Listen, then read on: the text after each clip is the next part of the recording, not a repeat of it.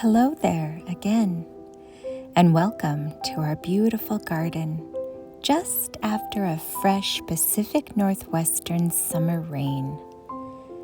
Long after the daffodils and witch hazel and daphnes of February, following the hellebore, snowdrops, grape hyacinths, periwinkles, and yellow primrose of March, after the violets and lily of the valleys and bluebells and hawthorn flowers of April, after the huge bursts of red and pink and purple and yellow azaleas in May, the rosebuds begin their prelude, usually just after the irises and clematis of mid-May. By June and July, the rose party is in full swing as they dance their way across the lawns. And even in August, roses continue to blossom. We have something like 14 or 15 different types of roses, although the large majority of them bloom in late spring and early summer.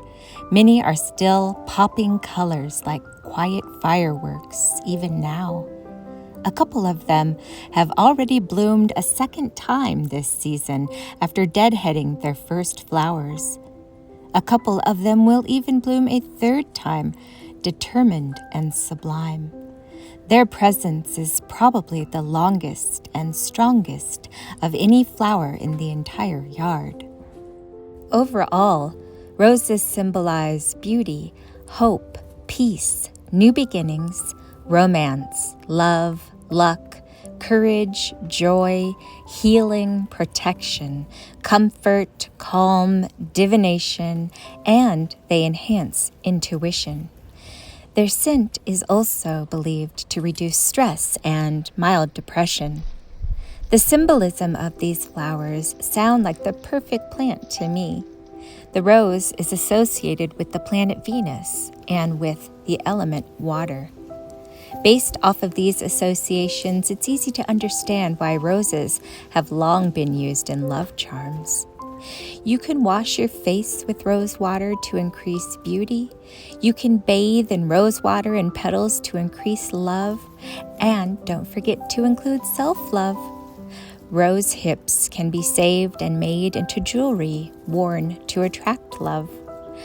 Rosebud tea is believed to induce prophetic dreams, according to Cunningham's Encyclopedia of Magical Herbs.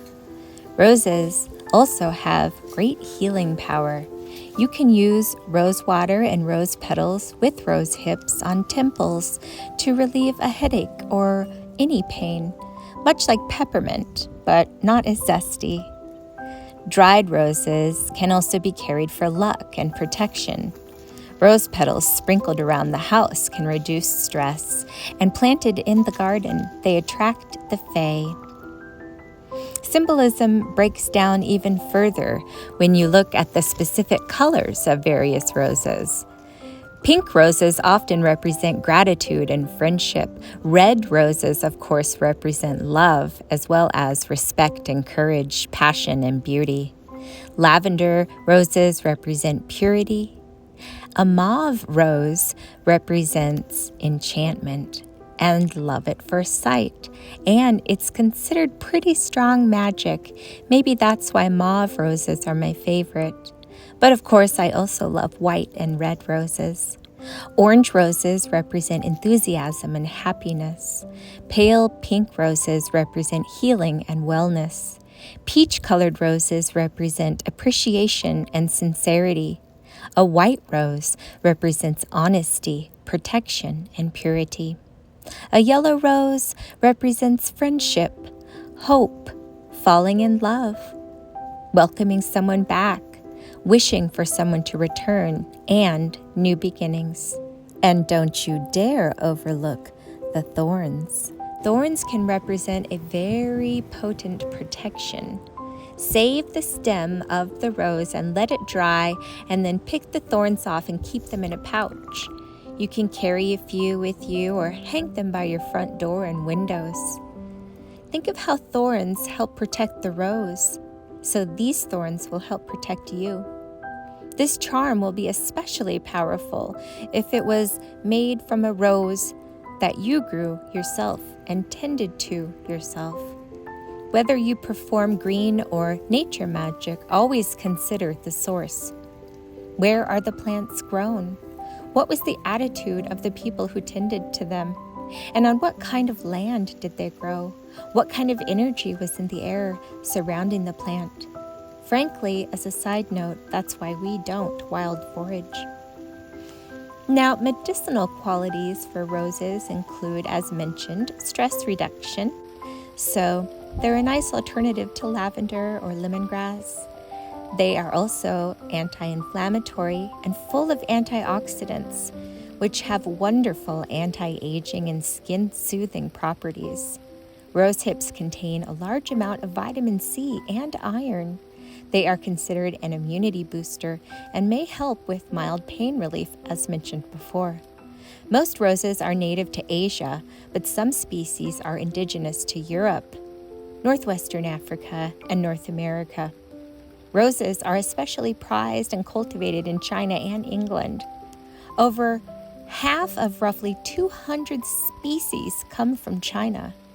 As of 2019, the top 5 exporters of roses were the Netherlands, Uganda, Denmark, Germany, and Canada. The next 10 importers, falling in at 6 through 15, are in this order: Poland, Italy, Lithuania, Belgium, the United States, Serbia, France, Bulgaria, the United Kingdom, and coming in at 15 is Hungary. But of course, these statistics were from the before time, before 2020, so things have probably shifted around some. I was surprised by this list because I would have expected Bulgaria and the UK to be at the top. When I think of the Netherlands, I think more about tulips, but apparently they are also number 1 in roses. Of course, I have to mention that Portland, Oregon is also nicknamed the City of Roses because we have so many different species growing here all around the city. We also have a beautiful international test rose garden in southwest Portland for people to visit that isn't far from the Portland Japanese Garden, the Hoyt Arboretum, and numerous hiking trails. Now that you know so much more about roses, I wonder, what will you do with this knowledge? Will you plant your own? Maybe grow a little miniature rose indoors? How will you use the petals and the rose hips and thorns? Leave me a comment down below and let me know, what is your favorite color of rose and how have you used roses? Have you cooked with them? Have you had rose tea? Do you ever bathe in roses? Are roses part of your daily skincare? Have you ever used roses for enchantment? Now, I should also mention, we make a beautiful, all-natural rose spray available in our Etsy shop, LeNoirBleu. It's a very popular formula. Some people spray it on their face, some people use it in their hair, and many people spray it on their pillow before they go to bed at night. People also use this in conjunction with our beloved face serum, full of nourishing vitamins and minerals, and of course, rose essential oil. Thank you for watching, and remember, you are the magic, so be the magic.